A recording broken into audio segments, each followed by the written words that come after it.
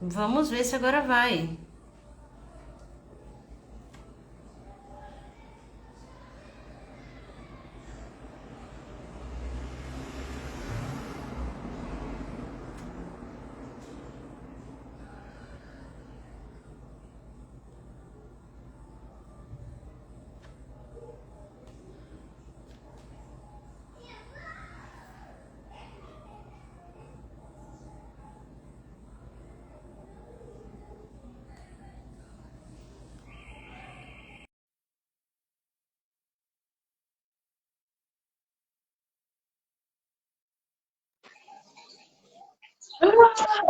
Foi.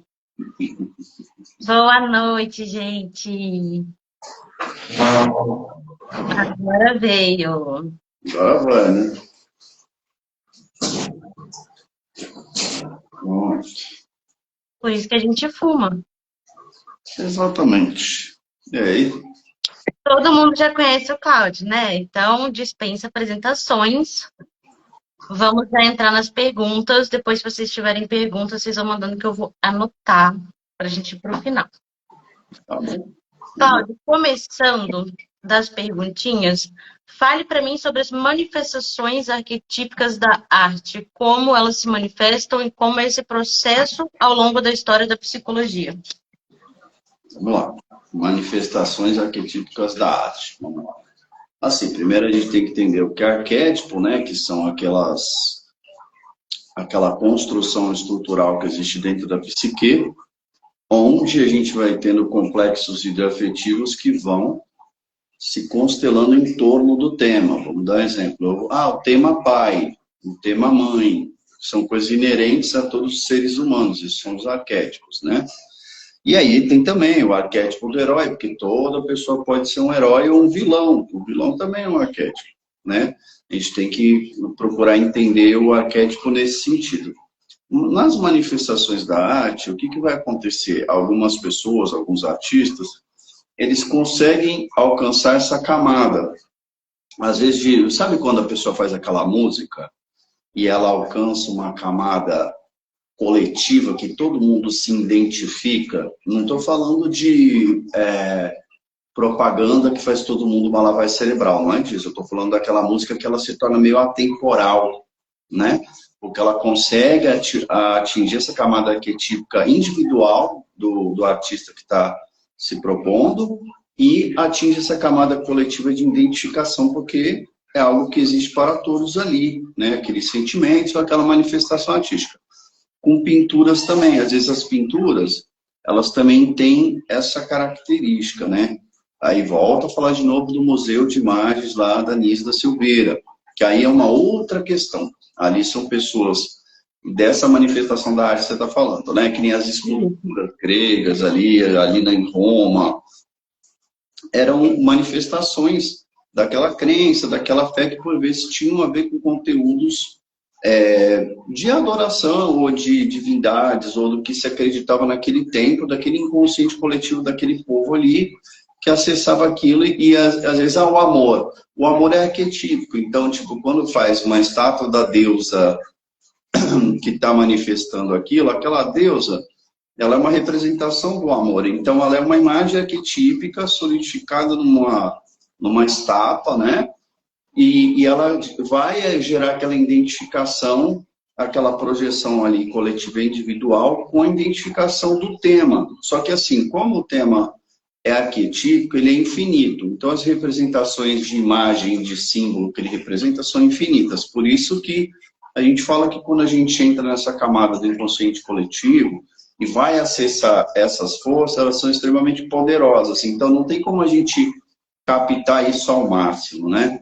Então, assim, aí vai acontecer na arte, em que sentido? Na música, vai atingir a pintura, vai atingir esculturas, vai atingir tudo isso, porque são manifestações projetivas do ser humano, dos seus sentimentos, e por vezes sentimentos são sentimentos que atingem essa totalidade, essa igualdade perante. Se for olhar que nem no caso lá da Anise, dos esquizofrênicos, eles entravam em contato com conteúdos de conteúdo arquetípico, coletivo, vamos supor, o mito de Mitra, que era uma adoração mitraica.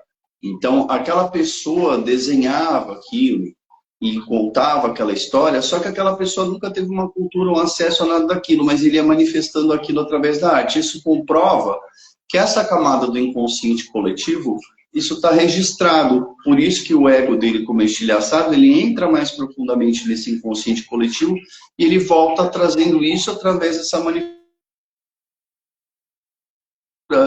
as histórias, né? Cláudio, os desenhos de tarô, né, que a gente vê ali o que a Pamela desenvolveu junto com White e as outras cartas que vêm vindo em sequência disso, isso também são manifestações arquetípicas da arte e até onde o tarô manifesta uma imagem arquetípica ou não? Boa pergunta. O tarô tem os arquétipos. A morte é um arquétipo, a jornada do herói é um arquétipo, a casa do carro, da temperatura, todos são arquétipos, porque são manifestações inerentes que todos os seres humanos têm a possibilidade de passar e ter isso existe, né? O que acontece? Quando vai se montar um tarô, quando foi aqueles mais primitivos, que nem tinham desenhos tão específicos, o simbolismo dele era muito mais simples, né? Era jogado com os números e ali o naipe de ouros, o naipe, né? Aí alguns outros também ali no primitivo do tarô, eles também colocam algumas imagens já, porque já era uma captação instintiva, né, intuitiva de quem estava mexendo com aquilo, e naturalmente ele foi colocando aquilo na intuição dele.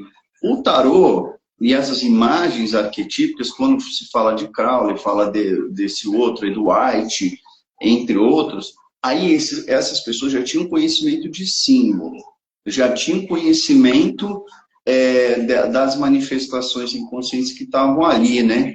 Então, aí já é uma construção racional, buscando esses símbolos e construir aquilo dentro daquele arquétipo, aquela imagem arquetípica. Mas aí você já está pegando uma pessoa que está mexendo com essa construção, não de forma como os primitivos lá, de forma intuitiva. Aí já vai sendo um trabalho mais elaborado, né?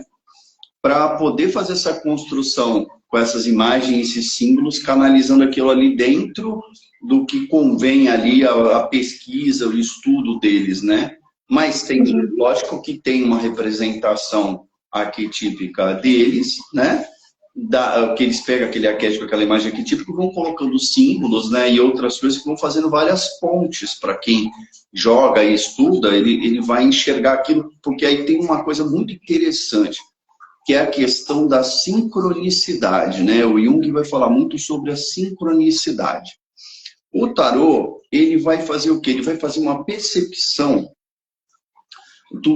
da energia, dos conteúdos psíquicos daquela pessoa, e aí, através dos símbolos que são canalizadores de energia, ele se sincroniza com o momento presente daquela pessoa, criando uma sincronicidade do acontecimento.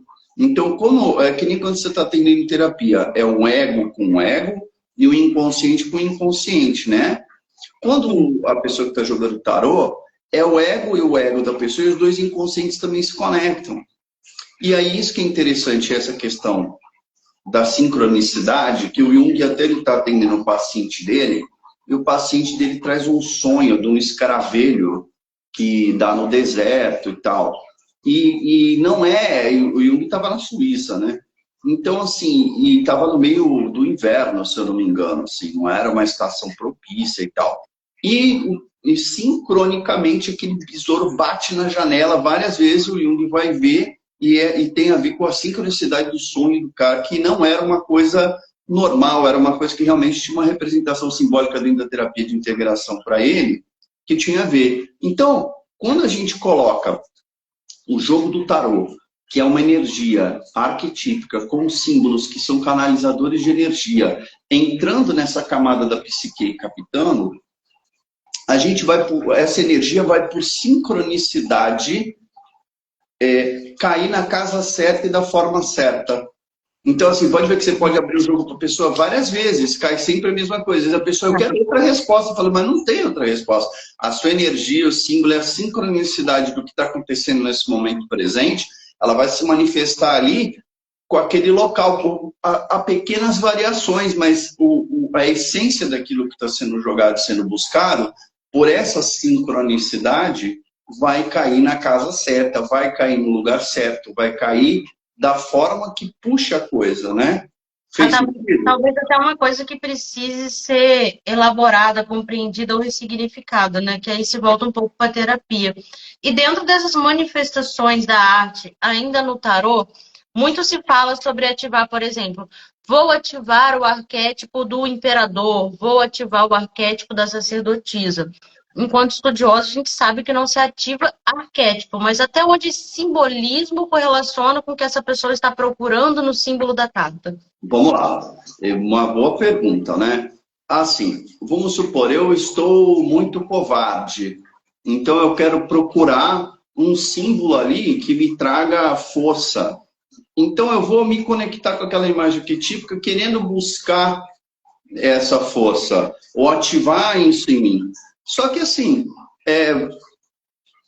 isso não tem a ver com uma função transcendente, isso vai ter a ver com um aspecto, talvez a pessoa lendo um livro sobre coragem, ou ela associando com alguma história, com alguma música, ou com qualquer outra coisa artística que fale daquele tema que ela está buscando específico, vai ser integrativo para ela, mas vamos entender assim, porque existe o psiquismo natural. Esse psiquismo natural vai acontecer, mas assim, essa integração que é prometida com essa ativação, porque senão seria muito simples, eu me conectaria com o mito de Midas e, cara, eu ia começar a achar ouro todo dia, ou eu vou me conectar com alguma coisa de riqueza e amanhã eu acordo rico porque ativei uma queda, você entende? Porque aí fica um pensamento mágico fenomenista em cima disso, entendeu? E é isso que é o perigoso, porque quando você faz dentro de uma terapia uma integração psíquica, e aquilo tem a ver com um processo que você vem acompanhando do paciente, integrando ele, fazendo ele entender o que está acontecendo e como aquilo soma para ele,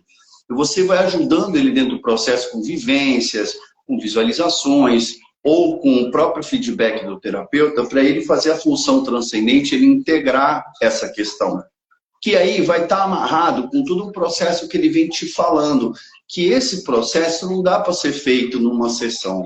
Por isso que terapia é ciência e trabalho. Então você vai integrando essas questões, que às vezes é muito mais profundo, às vezes aquilo está na infância, às vezes aquilo está num trauma, às vezes está num lugar muito escondido. Então eu muito desconfio de você fazer uma ativação dessa, né? E ter realmente algum valor terapêutico mais profundo. Como eu falei, dentro do psiquismo natural, a pessoa pode até integrar de certa forma, eu estava precisando realmente escutar aquilo. Eu estava realmente precisando disso para me refletir um pouco. Então, é um pouco, é raso.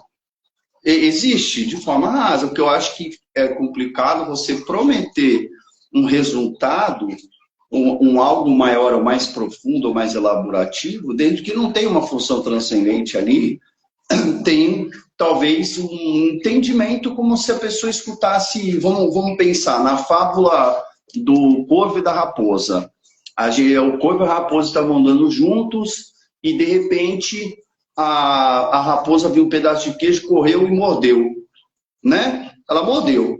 O corvo subiu na árvore, cantou, granhou, falou que a raposa cantava lindo e tal.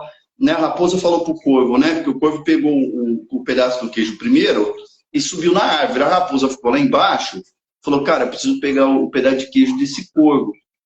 Aí ela falou, corvo, você canta tão lindo, né? Quando ele granhou e caiu um pedaço de queijo, a raposa foi lá e pegou e falou para ele assim, olha, você aprende a não escutar tudo que te elogiam. Então, vamos supor, arte, é um pequeno conto que tem uma força moral e tal. Então, depois disso, eu serei a pessoa mais sagaz, que não escutarei nunca mais nada do que me... Tá entendendo? É uma história, ela traz um conceito que te faz te refletir, te acrescenta, né? E com outras coisas. A Dantas fez uma pergunta interessante aqui sobre a questão de se tatuar uma lâmina, um arcano do tarô, que as pessoas costumam dizer que abrem os portais. Ela pediu para você abordar essa questão. Extremamente interessante. Vamos lá, se todo símbolo é um canalizador de energia, aquilo vai canalizar uma energia, certo? Até que ponto e até que nível consciencial a pessoa ativou essa lâmina, esse símbolo, e isso vai acontecer, mas a pergunta é um portal, de certa forma é um portal, só que assim, que tipo de portal? Porque que nível consciencial foi construído esse portal? Né? Foi feito, vai trazer a magnitude de todo o tempo daquilo? Não, vai trazer por um tempo, de certa forma, mas vamos pensar. Imagina que você coloca um aspecto de morte, que traz finalização, transformador e tal. Pô, vai te acompanhar o resto da vida? Vai, mas pô, será que todo o tempo aquilo vibrando todo o tempo vai te fazer bem? Sim. Será que aquilo todo o tempo, aquilo trabalhando todo o tempo, é o que eu falo, o que é saudável, o que não é saudável? Você pode fazer? Pode. E daí você vai colher o fruto daquilo que você fez dentro dessa construção. E nem Não, sempre essa manifestação vai ser da forma que as pessoas pensam, né? Por exemplo, se eu tatuar um passarinho nas costas, não significa que eu vou sair voando amanhã. não é isso. A pessoa pode ter uma ideia de liberdade, de voo, tal, tal. Mas assim, aquilo vai canalizar uma certa energia com liberdade, porque a pessoa pensou, construiu, mas olha o nível consciencial. Como que isso vai trabalhar? Tá entendendo? Como Sim. que nesse nível consciencial isso vai trabalhar? Em que aspectos e que camadas? Da psique, do subconsciente, do inconsciente, né? Então, é o que eu falei, é um pensamento mais mágico fenomenista, é um pensamento mais assim, vamos dizer assim, lúdico, né? Daquilo. Mas se para a pessoa aquilo representa para ela a liberdade, tá bom, vai fazer bem para ela, não vai fazer mal nenhum. Agora, enquanto portal e canalização de energia, de liberdade, vamos dar um exemplo, se fosse assim, as pessoas tatuavam dinheiro e ia entrar dinheiro para elas todo o tempo. É isso que eu estou querendo dizer. Não basta eu querer e colocar algo em mim, sendo uma lâmina, sendo um símbolo, sendo algo, até que nível aquilo vai ativar, até que nível aquilo vai trabalhar, né? Essa é a questão. A Luana pergunta aqui, até que ponto isso pode ser um aspecto positivo ou negativo? Então, é disso que eu estou falando. Negativo, vamos supor, se a pessoa mexer com um determinado portal, que existem. Portal é uma coisa muito extensa, vamos dizer assim, né? É um símbolo, é uma canalização de energia. Se você tiver o controle, o nível consciencial para abrir e fechar o portal, para ativar e desativar, para usar quando fosse necessário, vamos brincar lá que nem o Constantine que junta os dois negócios aí, abre o portal na hora que ele quer, vamos dizer assim, é um filme, né? Então, assim, o que vai acontecer? É mais ou menos isso. Quando abre, você imagina ele ficar com aquele portal aberto o tempo inteiro, entendeu? Seria a mesma coisa a pessoa se identificar ali, achei o sigilo de Andras tão bonitinho, deixa eu desenhar ele aqui no meu peito. Então, aí já é uma outra questão muito mais profunda, porque vai puxar toda uma energia e tal, e a pessoa vai ter que lidar com aquilo constantemente todo o tempo, e será que ela vai conseguir fechar isso ou não? Quando que é positivo, quando que é negativo, né? Você tem que ter um nível consciencial para abrir e fechar aquilo, ou ter autorização para mexer com determinadas forças ou determinadas energias, para que aquilo não venha te prejudicar, ou a sobrecarga daquela energia não venha te prejudicar. Seja uma coisa saudável, seja uma coisa construtiva, né? A ideia é essa. Entrando na questão da compreensão real da sombra. Hoje no modernismo muito se fala, né? Principalmente no modernismo da bruxaria. Você precisa entrar em contato com a sombra, você precisa passar no processo sombrio. Para a gente que é telemita, fala-se muito ali do abismo de Chorozon, a travessia que você precisa fazer. Mas o que é de fato a sombra dentro das questões psicológicas? Vamos lá. Dentro da psicologia, sombra é um conceito um pouquinho diferente, né? A sombra, elas são conteúdos reprimidos do ego que vão a nível subconsciente e inconsciente. Você vai reprimindo aquilo, é algo que você não entra na função transcendente, ou seja, você não está integrando aquele oposto, você não está integrando e compreendendo como aquilo funciona, né? Então, vamos pegar assim, vamos pegar primeiro ali, vamos pegar na Índia, porque assim, Blavatsky, Crowley, todos os ocultistas antigos, todo mundo foi beber lá na Índia, né? Por que foi beber na Índia? Porque o conceito de sombra da Índia tem muito a ver com a Anantashesha. O que é a questão da Anantashesha? O Anantashesha é quando as cobras, os nagas, quando você vê aquela imagem de Buda de Anantashesha, ele tem várias cobras protegendo ele, porque ele alcançou a iluminação e as cobras estão protegendo ele. O que simboliza essas cobras ali? Elas vão simbolizar essa sombra lá atrás que vem da religiosidade ali, que vai ser o quê? O egoísmo, a ilusão, né? Os 7 pecados capitais aí, as coisas que o ego precisava, uma pessoa egoísta, uma pessoa gananciosa, uma pessoa promíscua, essas questões para o cara que queria alcançar a moksha, a libertação, quando ele alcançava a iluminação sobre todas as questões materiais, pela iluminação dele, alcançava a libertação do mundo material, por isso que tem o Buda de Anantashesha, tem o Ganesha, tem um monte de Anantashesha. O Anantashesha é essa busca da libertação. Então, esse conteúdo sombrio lá atrás, ele vem de você, o mago tem que ter autocontrole. Então, imagina um mago que está na busca de poder, ele mesmo se achando Deus ou bruxo, achando que ele é a última bolacha do pacote, com tudo que ele faz, ele realiza, ele conquista. Não está um pouco fora da realidade? Não está um pouco fora de limite? Então, essa sombra, quando ele, Blavatsky, lá em 1800, 1940 e pouco, é muito distante da sombra moderna que vem depois, dentro da bruxaria, dentro da questão da Wicca, dentro dessas questões. Você precisa lidar com a sua sombra, você precisa lidar com seus conteúdos ali negativos, vamos dizer assim. Na psicologia, esses conteúdos são reprimidos e você não tem que... Eu lembro até uma vez que teve um local que eu fui que a pessoa falava, não, você tem que destruir o seu ego.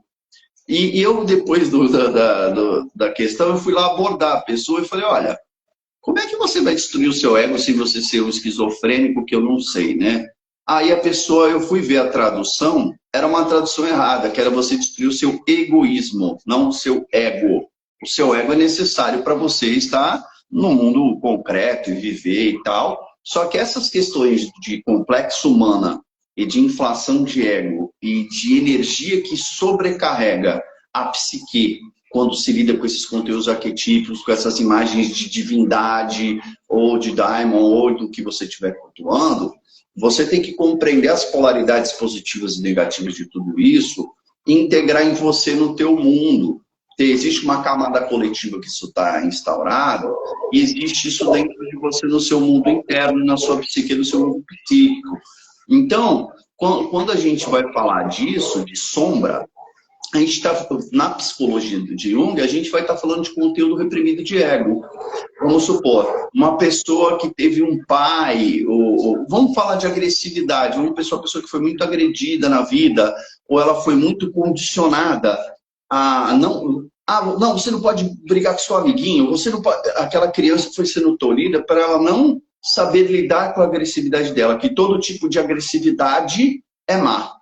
Então, ela não sabe quando usar a agressividade de forma correta e equilibrada. Ela viu aquilo como algo nefasto, porque foi ensinado, educado e suprimido. Então, ela reprimiu aquilo, foi lá para o inconsciente dela. Então, é uma pessoa que vai engolindo, uma hora ela explode, porque ela não soube lidar com aquela agressividade que aquilo não foi trabalhado nela. Às vezes, em terapia, você tem que trabalhar com pessoas que elas precisam integrar essa agressividade e ver o lado positivo da agressividade quando ele é necessário. Faz sentido? Então, sombra é sempre esses conteúdos reprimidos, mal trabalhados, ou que você nega, né? A pessoa está, às vezes, ali muito embalada, muito emocionada, tá? Com essa manifestação de complexo humana, né? De que você acha que o seu ego é capaz de tudo, né? Se pegar até aquela questão do demiurgo ali, a gente vê a questão do demiurgo, o ego, com inflação de ego e complexo de humano inflado, seria um demiurgo perante o inconsciente, que é o todo. Então, o demiurgo, ele acha que ele é o todo, que ele construiu tudo, ele lá, mas ele é o ego, ele não é o todo, entendeu? Ele não consegue tudo, ele consegue porque o ego foi feito dentro com as suas limitações, suas ações com limites. Então, quando o complexo humano invade, a pessoa realmente perde essa sensação de limite. Que pode ser com poder, pode ser com uma série de coisas que são reprimidas, a pessoa não sabe lidar ou fazer a função transcendente para estar integrando essas polaridades e compreender quantas pessoas você pega uma divindade que ele não consegue ver o positivo e negativo da divindade.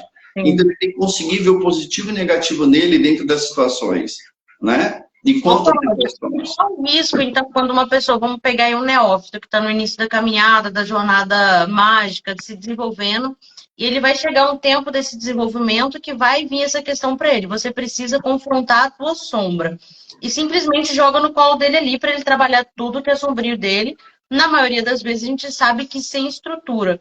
Como pode ser esse processo a um longo prazo dele entrar em contato com esses conteúdos, não conseguir elaborar, por exemplo, questões de traumas, talvez de infância, de, sei lá, de relacionamento, de coisas que ele sofreu ali que talvez esteja de uma forma mais sublimada, e isso tudo vem para fora de repente, só que quem está conduzindo ele não tem uma estrutura para ajudar ele a lidar, e a magia também não vai resolver, como a gente bem sabe. Vamos lá. Essa questão é uma questão assim.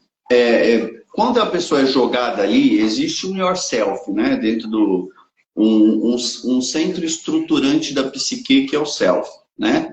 E existem camadas curativas. Quando dentro de uma magia a pessoa é forçada ou jogada ali, aquilo vai, é o que eu falo, vai ter nível consciencial. Ela talvez consiga confrontar, através desse processo mágico, se confrontar com o egoísmo dela, com o exagero dela, com as coisas dela e tal, e ela vai, vamos pensar no psiquismo natural, sem terapia, tá? Porque dentro da pergunta que você está me falando, dentro do psiquismo natural, ela vai fazer de certa forma, mas aí que tá, até que nível isso é raso e até que nível isso é profundo, entendeu? Será que foi alcançado o autocontrole do mago, ou do neófito, quem seja, de lidar com toda essa questão? Ele viu, vislumbrou, mas ele elaborou, ele integrou ou ele só viu? Tem pessoa que só de ver, vamos supor, se a pessoa está sendo maléfica com os outros, está sendo vampírico, está sendo, sei lá, arrogante, uma série de coisas. O que vai acontecer? Talvez a pessoa consiga, através desse processo mágico de se jogar lá na sombra, ele vê. Mas se a gente pegar ali uma pessoa com conteúdo mais psicopático, se a gente pegar uma pessoa ali com um conteúdo de fragilidade de ego, ou com pouquíssima elaboração, você entende? Tudo isso vai depender de uma série de fatores da pessoa, né? Será que o grilo falante desse Pinóquio está funcionando? Né? Quanto esse grilo falante de fazer esse processo, né? O Pinóquio ignorava e o nariz continuava crescendo, que é geralmente o que meio que acontece. As pessoas, porque é um processo que existe, mas ele vai até, vamos dizer assim, até uma camada de profundidade mais superficial, né? Que talvez para integrar essa sombra, pelo menos dentro da psicologia analítica junguiana, teria que se fazer todo um processo de análise. Por isso que são várias vezes, várias camadas. Tem pessoas que podem ter bons insights de fazer algo assim? Pode. É um processo mágico ali, estruturado, ou, né, às vezes pode ter, sei lá, um sacerdote que tem essa compreensão do que eu estou falando e vai guiar a pessoa e vai puxar.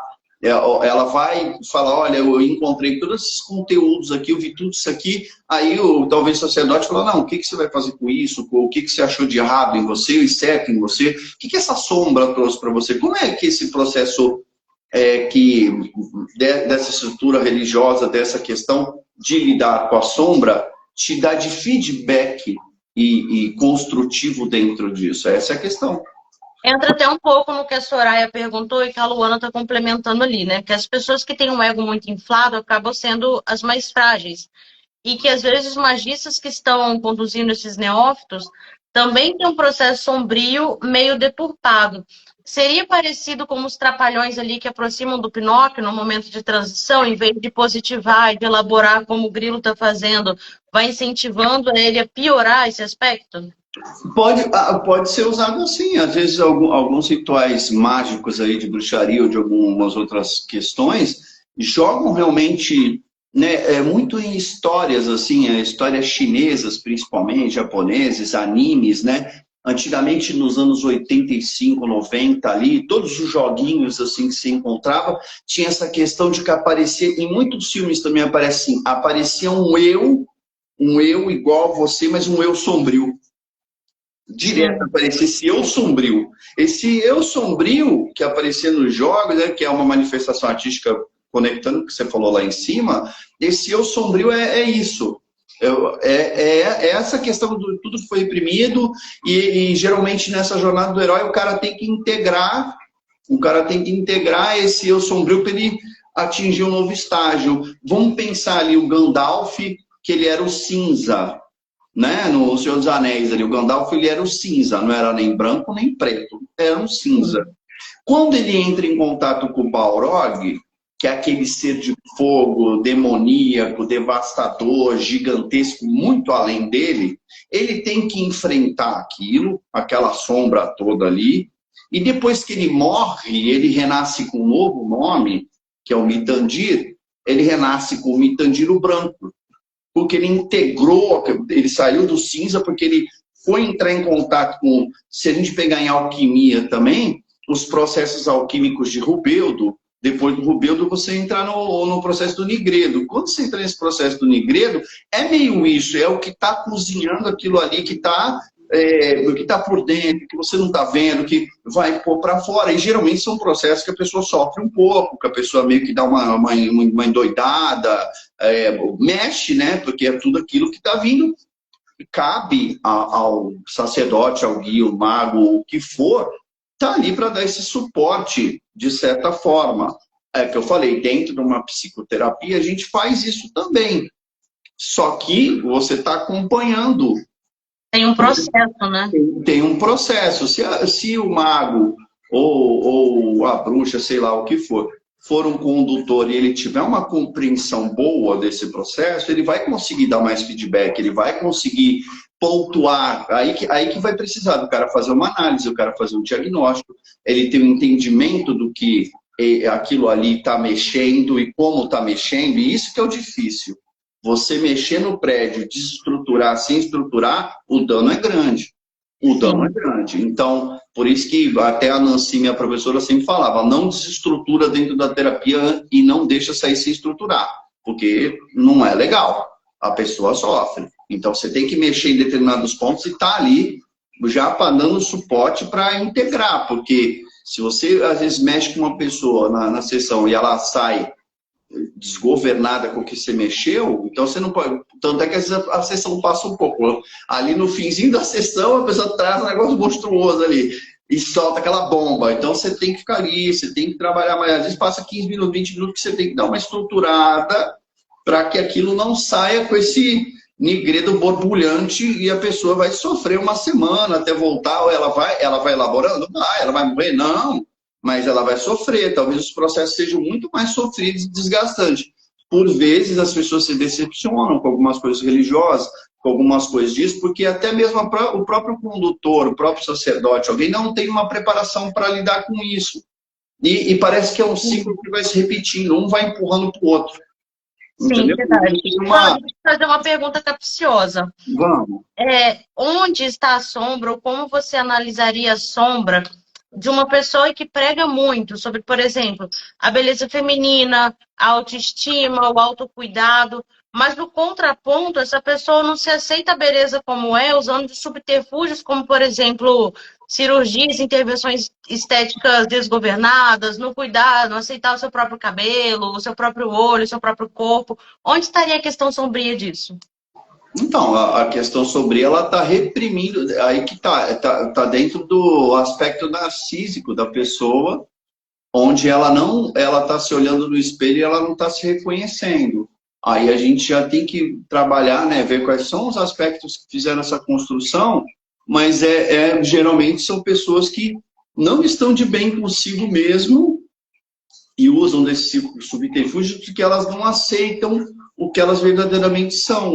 E geralmente são narcísicos, são egocêntricos, buscando, às vezes, uma perfeição.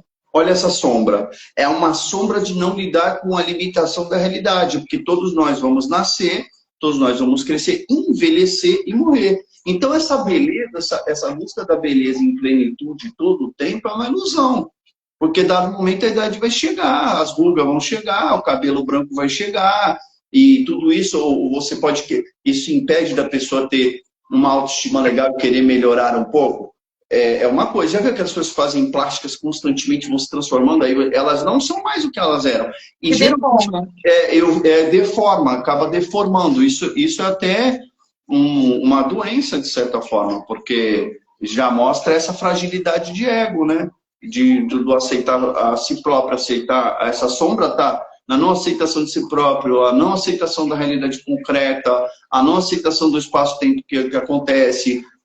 Todos nós somos imperfeitos, não existe... Né? Por exemplo, que a propaganda, a mídia e tudo, parece que as pessoas se sentem internamente cobradas de corresponder a expectativas externas. Você vê como ela está desfiada do interno dela. O interno dela não está E é fiado. isso que a Praia está falando aqui, né? Elas buscam constantemente a validação de outras pessoas. Também. Quando essa validação não vem, o que observa é que se transforma em certa agressividade. Passam a criticar o outro. Ah, o fulano não tem o peso ideal, não tem o cabelo ideal, não tem talvez as condições financeiras ideais para alcançar uma beleza perfeita. Então, mas isso é uma projeção dela nos outros, né? Eu sou insatisfeito comigo mesmo, então eu projeto também insatisfação no outro. Tipo assim, se eu não suporto me olhar no espelho e ver em mim, quando eu vejo no outro essa imperfeição, isso me incomoda. Porque já me incomoda em mim, como é que e vai se incomodar com o outro, né? É uma projeção dela no outro. Então, o outro não pode ter imperfeições, o outro não pode ser menos do que ela estabeleceu como status quo para ela própria. Entendeu? Isso é uma desconexão profunda consigo mesmo. A dissociação da realidade, né, da própria imagem, no caso, seria também um aspecto sombrio? Com certeza, com certeza. A dissociação é até muito mais profundo do que ser só sombrio, né? Já seria, assim, tem que ver um nível de patologia de dano para ver até que nível isso realmente não é saudável, né? O quanto isso... Vamos pensar numa menina, numa pessoa anoréxica, né? É uma distorção do corpo da realidade. Ela não consegue comer e ela se vê gorda imensa e ela tá um palito. Mas para a mente dela, ela não está conseguindo fazer uma associação do que ela é e do que é a realidade, do que é essa construção. Então, se a gente pensar em anorexia, isso é um clássico. Cláudio, falando no tema ainda, a restauração do sagrado em busca da integração. Você acha que existe um esforço coletivo, talvez de forma inconsciente, para restaurar esse contato com o sagrado e buscar uma integração que está perdida? Tem, você pode ver que as igrejas estão cada vez mais lotadas, você pode ver que cada vez mais as pessoas estão buscando alguma coisa que preencha elas desse divino. Aí vamos entrar em Jung de novo, falando da questão do religare e das questões do luminoso. Então, quando a gente estuda mitos, quando a gente estuda magia, quando a gente vai na igreja, tudo isso é uma busca desse sagrado, desse luminoso, desse self que está dentro, para a psicologia junguiana, está dentro de você. Aquilo pode ser um sinal, uma construção que te ajude a compreender aquilo dentro de você para você fazer o seu religare, você fazer a sua conexão. E aí, a questão do luminoso, o Jung vai falar da sua experiência luminosa. O que é a experiência luminosa? São experiências que você tem com esse sagrado que você compreende. O Jung até fala muito bem, fala, você acredita em Deus? Ele fala, eu sei que ele existe, eu sei que ele é. Então, para ele, dentro da experiência luminosa dele, ele entende que Deus é. Não é que ele precisa acreditar. O cara perguntou, ele foi muito além, né? Eu sei que ele é. Então, assim, isso responde tudo. Coletivamente, a gente analisando hoje a sociedade, o número de igrejas, o número de pessoas buscando isso, porque as pessoas estão buscando esse luminoso, estão buscando essa questão de ser melhor, de evoluir, porque isso também é arquetípico, isso é inerente do ser humano buscar essa evolução e buscar isso numa divindade, isso numa religião. Só que, quando ela faz essa projeção ali, com muita força, acaba vendo o que eu te falei. Não se transforma num religare, se transforma num condicionamento de projeção de self naquilo. E até onde esse processo pode ser progressivo ou regressivo? Usando o exemplo, assim, não só da identificação dentro da religião, mas também o que é pregado na grande maioria das religiões. Como, por exemplo, assim, você está em um processo evolutivo, você quer melhorar, então você precisa perdoar. Como fica essa questão? Então, é aí que tá, vamos lá. né? As questões, todas as religiões ou magia, seja o que for, tudo depende do nível consciencial. O que é nível consciencial? Até que nível aquele ser, aquela pessoa compreende os mecanismos aonde ela está inserida. Existe uma forma desse mecanismo, onde ela está inserida, ser uma questão de fé, dogma ou qualquer coisa desse tipo, e isso não é algo racional. Pode ter a ver com experiência luminosa? Pode, mas também ele pode ter a ver com isso que você está falando, né? Tem muito mais a ver com uma questão dogmática ou imposta para que a pessoa...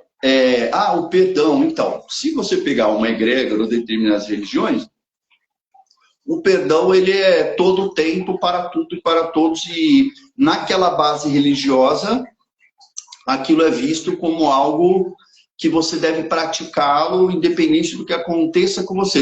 Isso pode acabar se tornando sombrio. Por quê? Porque você não... Lembra da agressividade? Isso é uma repressão de agressividade, isso é uma repressão de liberdade, olha, então se você estiver dentro desse campo, dessa egrégora, desses seres e dessas pessoas que todos acreditam dessa forma, vai ser muito complicado você buscar um meio termo aí, fazer uma função integrativa, isso pode realmente fazer muito mal. Pode ser aquela hora que a pessoa, se ela não explode para fora, ela implode. Sim. Então, quando ela implode? Quando ela somatiza no corpo dela. Aí ela somatiza dores, ela somatiza doenças, ela somatiza uma série de coisas, porque verdadeiramente aquilo é o que eu falei, esse é o perigo de algo ser imposto de fora para dentro. E não está havendo uma integração de como aquilo é para a pessoa. Eu vou supor, dentro de uma terapia você pontua aquele trabalha essa questão com a pessoa. Ali não, vai vir algo externo e fala, você deve agir assim. Você entende a diferença? É quase imposto, né?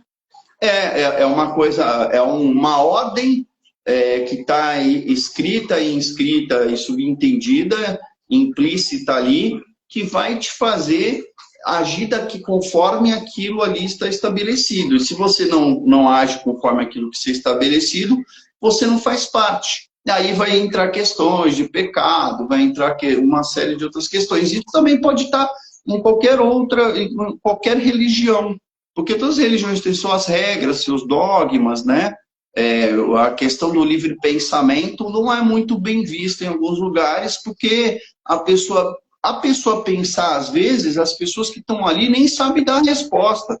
Se você pensar demais, fazer perguntas demais, incomoda, porque aquelas pessoas elas não estão acostumadas com pensamentos livres, né? Elas querem que você siga a programação, para não dar problema em trabalho. O questionador ali não é visto com os olhos. Isso vai entrar um pouco nas questões que as meninas estão perguntando, que faz sentido e dá para amarrar todas as perguntas.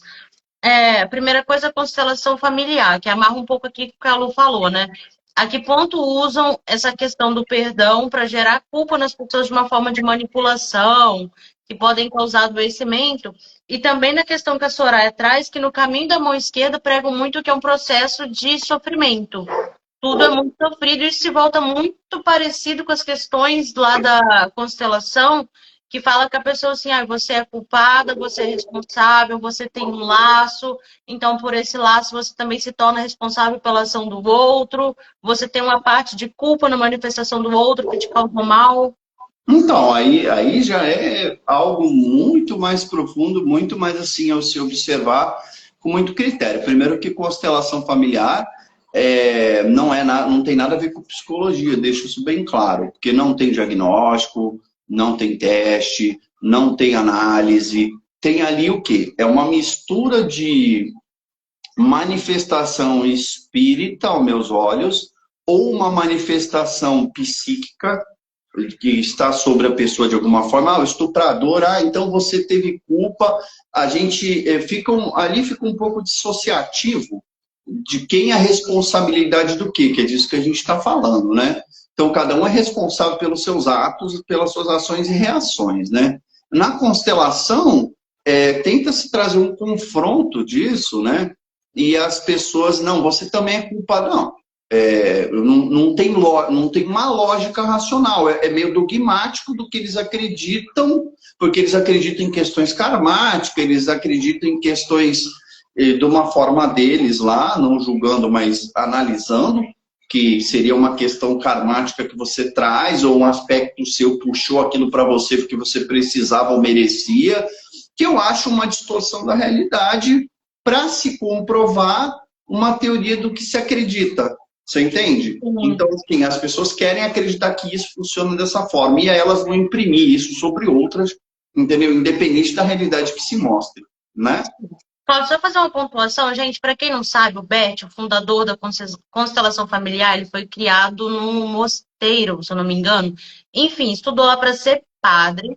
E aí ele foi uma missão para a África, onde ele absorveu 1001 conteúdos da teologia africana de diversos povos, tá? Lembrando que a África é um continente.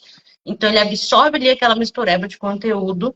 Quando ele vai para a Europa, vai para os Estados Unidos, ele aprende um pouco sobre psicanálise, ele tem um pouco de contato com psicologia analítica, e aí ele se envolve com a primeira mulher, acho que envolve mesmo de relacionamento, e essa técnica que ele traz como constelação familiar já é algo que essa mulher já aplicava, ele só plagiou e renomeou e trouxe como uma abordagem de tratamento. É isso aí tudo. Aí tem, às vezes as pessoas vão lidar, porque quando a constelação entra no Brasil, muitos dos consteladores eram psicólogos. Então eles pegam uma estrutura de campo da psicologia e misturam com isso. Que eu acho assim que não é legal, porque são técnicas completamente diferentes. Tanto é que o Conselho de Psicologia, ele rejeitou completamente, porque é uma técnica completamente há diversas estruturas psicológicas, não tem nada de científico ali, é muito mais dogmático. É o que eu falei, quando vem uma técnica dessa dogmática, é diferente, né, do que a gente está habituado a ver. E para mim, pessoalmente, na minha opinião pessoal, vai contra uma realidade concisa de qualquer coisa que seja racional e lúcida dentro do que está sendo feito.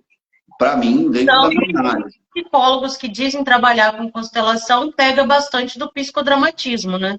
Então, psicodrama já é uma outra coisa, né? O psicodrama é você interpretar, vamos supor, a gente está num grupo ali, já trabalhei com psicodrama, você está num grupo ali e vamos supor, a pessoa tem uma característica, e você pede para alguém do grupo imitar aquela pessoa para que ela possa se ver no espelho, para que ela possa perceber algumas atitudes dela, tal. Isso tem um efeito psicológico da pessoa se próprio trabalhar a sua autoimagem, como ela está se manifestando, como as pessoas veem ela, tem uma série de coisas. Só que dentro do psicodrama não existe isso de eu incorporar o meu avô e pegar e fazer um roleplay do meu avô, entendeu? Não existe. O psicodrama é uma ciência, é psicologia, né?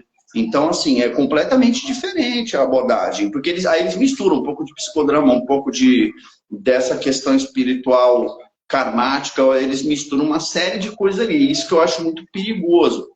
Essa salada de coisas ali, mas aí, resumindo, psicologia é psicologia, psicodrama que é psicologia, e essa questão da constelação familiar é uma outra coisa ainda. Completamente paralelos entre si, né? É uma outra coisa ainda. Tá, deixa eu ver aqui perguntinhas. Deixa eu subir porque eu já perdi, que eu não anotei. Tá bom. Sem pressa. Perdão, bababá. Não, já anotei sim. Não, a Isadora está comentando aqui, né, que consteladores costumam dar diagnóstico. Não são consteladores, tá, gente? Já vi muita gente de terapias aí aleatória dando diagnóstico. Isso é seríssimo. É seríssimo, porque eu tava com uma supervisão da minha, ela trouxe um menino para vocês verem como isso é perigoso, né? Tá na moda agora, todas as crianças são autistas nível 1 e TDAH, né? Aí pegou uma criança, que é uma criança agitada, tem um histórico familiar ali que os pais batem muito nela, é uma criança bem agitada e tem um ambiente familiar extremamente agitado. Quando essa criança chega para ser analisada por essa psicóloga, né? Eles querem um laudo rápido. E todos eles, ela tem TH e autismo nível 1, né? Aí, como era minha supervisão, eu falei, olha, você vai pedir 6 meses de atendimento para você criar um vínculo com essa criança e nós vamos aplicar uma bateria de 3 a 4 testes de atenção, um HTP, vão passar aí todos os testes que tem a ver com essa característica, se realmente tem essa característica de déficit de atenção nesse nível, né? É surpreendente, e eu conversei muito com a minha supervisora e falei, olha, se você bater o martelo rápido sem fazer um trabalho, você vai carregar o resto da vida, que essa criança, eles vão encher ela de remédio, né? E vai alterar completamente a vida dessa criança para sempre. Então, assim, olha, a responsabilidade está vindo na sua mão, na nossa mão, que somos psicólogos fazendo trabalho, né? E aí, o que aconteceu? Ela pegou, foi atendendo essa criança, em 3 meses, ela já tinha percebido que a criança tinha problemas emocionais, mas não tinha nada a ver com autismo. A criança abraçava, a criança beijava, a criança tinha momentos de querer ficar sozinha, como toda criança, que era normal, porque tem um ambiente agressivo, estão batendo, lógico que ela vai se isolar, ela quer fugir. Um processo natural, né? Até nas historinhas, se você ler qualquer historinha infantil, eles fogem da bruxa, eles fogem do gigante, não é isso? É bem essa composição.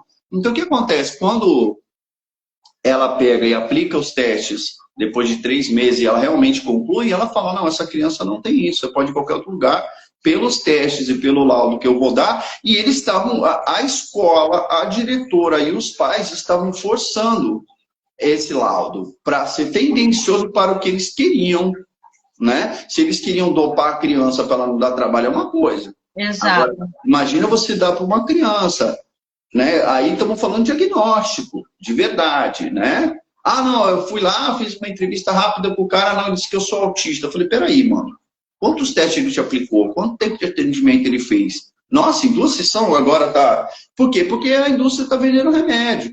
A indústria está vendendo remédio para isso. Antes era o Vivance, agora é esse, é o outro. Entendeu? Eu acho assim, são pessoas, são seres humanos, principalmente criança ou qualquer outra pessoa. Medicação é legal, sou super a favor dos psiquiatras, sou super a favor de medicação. Quando se faz necessário, muitos dos clientes que eu atendo tomam medicação. Só que tem que ter um acompanhamento coerente, não é? E principalmente pessoas ou crianças que estão sendo diagnosticadas assim, agora tudo é TDAH. Tudo, aí, pô, toma uma cetralina e toma um Vivance e acha que tá ótimo. Pô, isso aí é camuflagem química, entendeu? E Não é o meu trabalho. Essa regulação pode ser muito pior, né? Que vai deteriorando outras partes também, além do sistema biológico, vai afetar o fígado, o estômago e por aí vai. A nível neurológico, ritmia cerebral, uma série de danos, né?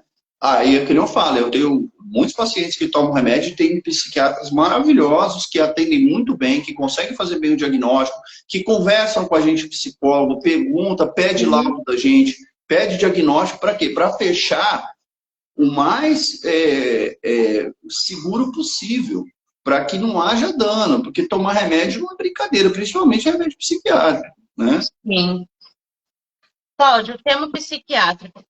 Os fenômenos místicos paranormais presentes nas expressões simbólicas podem revelar uma psique coletiva em desequilíbrio ou colapso? Nossa. Por exemplo, vamos falar assim do Jung lá, as coisas vistas no céu, quando todo mundo começa a histeria coletiva, editando muita coisa, e o mundo vai acabar e papapá. Como que isso se manifesta no coletivo moderno de agora? Tem muita coisa, né? Mas é que eu falo, né? Na época do Jung, a tecnologia não era tão grande, né? A tecnologia hoje as pessoas conseguem criar hologramas, tem uma série de elementos no céu, satélite, naves diferentes, assim, até aviões diferentes. A tecnologia hoje é muito absurda, de coisas que estão na estratosfera terrestre, né? Uma série de satélites, uma série de outras coisas, entendeu? Nessa época ele captou e ele levantou a possibilidade de que essa nave, essas coisas, fosse uma projeção coletiva que estava sendo vista e que as pessoas queriam ver num coletivo e aquilo se manifestava. Ele levantou a hipótese para estudo disso, né? Sim. Então, assim, mas a gente vê hoje, assim, tem muito isso, desde sempre, essa coisa de histeria do fim do mundo, do apocalipse. Desde 2000 eu tô ouvindo que vai acabar, né? Ou algumas outras, que nem a profecia do calendário maia, que falaram com tanta força. Tem muitas coisas que de tempo em tempo causam, assim, essa histeria coletiva, né? Teve um surto coletivo de flores na Holanda, que é muito antigo, eles gastaram tudo em flores. Tipo, todo mundo começou a plantar flor e não se plantava tracinha, flor, todo mundo flor, flor, flor, flor, flor, flor, flor, um delírio coletivo de flores. Olha isso, E entendeu? quantas manifestações podem afetar, no caso assim, o coletivo que está assistindo? Vou dar um exemplo. Suponhamos que uma pessoa está ali e de repente ela diz para um público grande que recebeu uma manifestação, ou Hum. recebeu um aviso, uma orientação, que o mundo vai acabar, ou que vai ter um dano financeiro muito grande. Aí essa pessoa usa de algum subterfúgio, por exemplo. Ah, a lâmpada piscou, então confirmou o sinal. Eu abri meu oráculo, isso confirmou o sinal, isso realmente vai acontecer. Isso pode estimular uma histeria coletiva nesse público? Tá, vamos lá. São várias perguntas dentro de uma só, mas vamos lá. A questão é, né, as manifestações espirituais, mediúnicas ou psíquicas, né, elas têm formas de serem, critérios para serem entendidas, né? Vamos supor, se algo se manifesta ali para falar com você e não fala nada com nada, você já percebe que dentro daquela linha do que está sendo falado ou mostrado, o que te acrescenta, o que te constrói. O tarô, você está jogando. Se for claro, você tiver a sensibilidade quando tem essa questão da ordem do que está claro, do que constrói, você consegue perceber que aquilo é uma manifestação realmente de algo, porque a teoria dos espíritos, de certa forma, é que são seres vivos e racionais. Tipo, tu não manifestou ou chamou ali um orangotango para ele grunhir para você, né? Então, se era um ser vivo encarnado, ele continua encarnado e falando. Pode ter níveis dimensionais de consciência, ok, mas no mínimo falar consegue. Ou dentro, vamos supor, se você for falar com uma pessoa inaculturada, ou uma pessoa agressiva, ou você não percebe de conversar com ela o que ela é? É a mesma coisa, esses contatos, né? Então, esses contatos têm que ter esse critério, principalmente o oraculista, o magista, o médium, o pastor, seja quem for, ele tem que estar muito conciso, integrado, para ele compreender quando é uma manifestação externa, realmente algo está acontecendo, ou não é uma projeção, não é uma fantasia, não é um delírio, tipo, a lâmpada piscou. Mas, pô, o que isso está falando? Não está falando nada. Estão comentando aqui sobre os portais, 11 do 11, 12 do 12. Minha mãe até falou ali sobre um portal que se abriu no México. Antes, eu gostaria de fazer um comentário que eu lembrei de uma coisa interessante. Quando eu viajei para Divino, acho que é Divino que chama onde minha avó morou, enfim, eu fui com uma prima minha para lá e fazia poucos dias assim que tinha tido uma manifestação maluca, que deu uma claridade no céu. Isso passou até no jornal, se eu não me engano, foi na TV Globo, foram lá gravar, piriri, pororó, enfim. Abriu uma claridade no céu e, conforme o formato da nuvem lá estava, eles acharam que era uma manifestação de Nossa Senhora Aparecida. E depois falaram que tinha a ver com meteorologia e tal, tal, tal, tal, tal, tal, tal. Onde esses portais são canalizadores de energia real, onde não são, até onde está ligado assim, uma manifestação astrológica, meteorológica, que se manifesta naquele horário e acontece essa projeção, talvez desejo ali de ser salvo, uma intervenção de alguma coisa superior. É o que eu falei, eles viram algo no céu ali, que foi, sei lá, um balão, sei lá o que apareceu, e eles acharam que era Nossa Senhora, né? Ou como aquela questão de que foi achada uma estátua lá no rio e achou que aquilo, pela sincronicidade, achou que era um milagre. Então a gente tem que compreender que a mente humana, e é o que eu falei, aquela fé, o que se acredita por dogma, por uma certa coisa, ou quando a pessoa está começando a mexer com magia, com alguma coisa, a pessoa começa a achar que tudo é aquilo. Ela tira os pés do chão da realidade, ela começa a achar que tudo é aquilo, tudo é manifestação daquilo. E às vezes é difícil realmente discernir o que é e o que não é. Mas quando é o que eu falei, quando a manifestação é clara e tem um propósito, né? É clara e tem um propósito, e você não tem dúvida qual é o propósito. Não é verdade? Ela perguntou aqui, até que ponto a histeria coletiva pode distorcer a forma que o indivíduo vê a si e a própria vida? Já foi até explicado, total. A histeria coletiva nada mais é que são pensamentos de um coletivo que influenciam outras pessoas, que acabam entrando, vamos supor, as pessoas, que esse negócio de fim do mundo. Eu vi já muitas pessoas ficarem deprimidas por pensarem constantemente nisso, de acharem o fim do mundo, ou acharem isso. Aí eu falei para elas, quando fui tratando, trabalhando elas, falei, tá, mas aconteceu não. Então você vai ficar esperando isso acontecer até quando?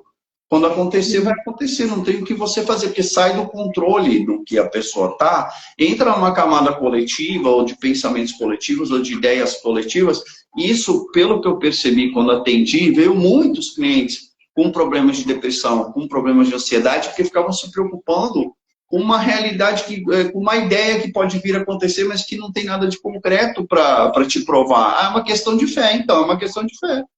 Não é uma questão concreta. Uma coisa que eu acho que aconteceu na sua época, que foi a passagem do cometa, sei lá o quê, e na minha época foi a chegada do ano 2000, que meu pai fez uma cena que ia virar o ano, ia acontecer, e bababá, e estávamos próximos do fim do mundo. Essa projeção que as pessoas têm, tipo, ah, chegou os anos 2000, vai acontecer algo fenomenal, ou o cometa passou, vai acontecer algo que vai transformar a história. Isso é uma busca coletiva de uma resolução para os próprios problemas? Ah, sim, vamos pensar, né?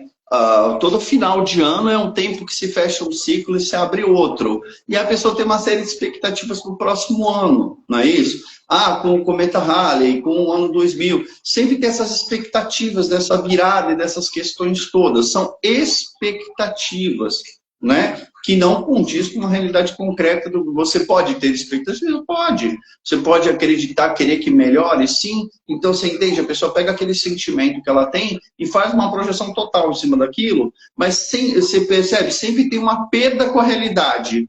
Sabe aquela questão expectativa e realidade? A expectativa é muito alta.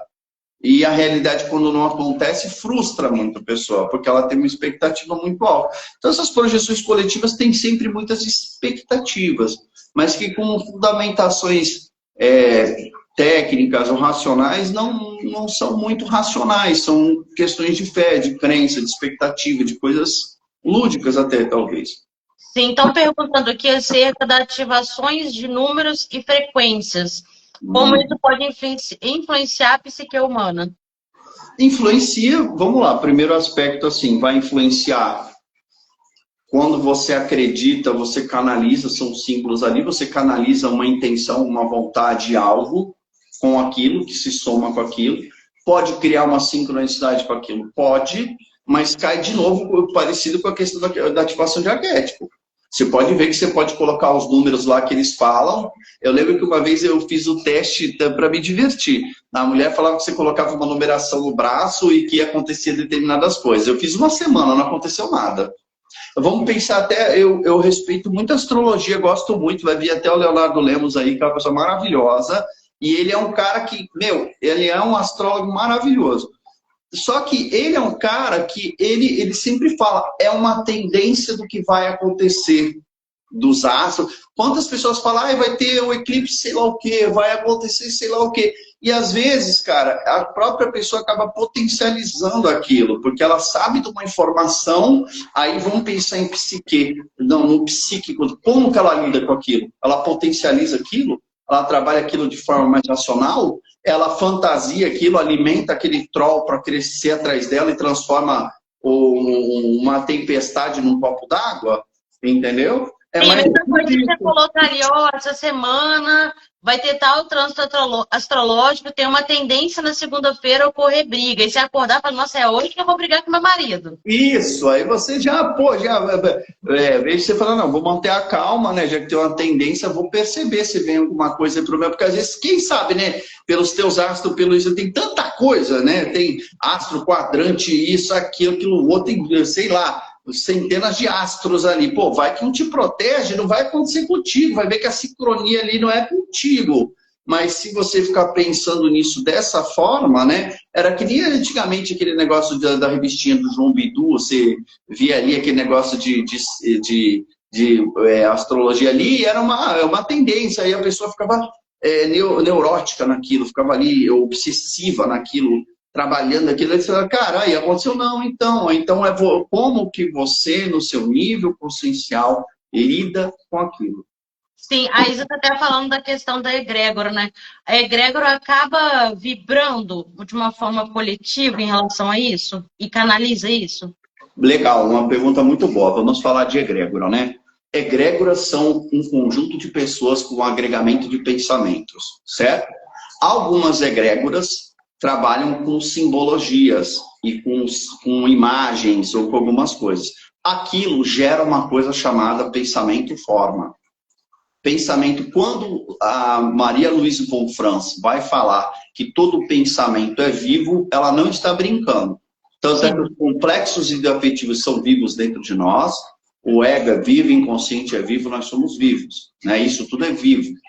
Quando você canaliza essas energias nessa egrégora, né? Que nem numa outra live a moça me colocou isso, eu falei, então, será que a pessoa está incorporando? Então, ela pode estar incorporando o pensamento forma daquela egrégora.